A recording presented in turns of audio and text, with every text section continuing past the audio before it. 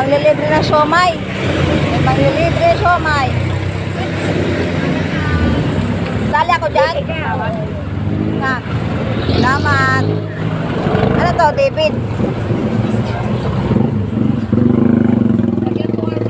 Habang naghihintay.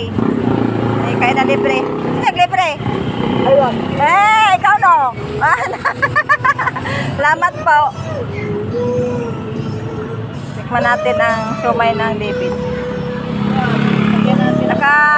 Naka-Saudi ata din si Nani sa ano ano to? Senior?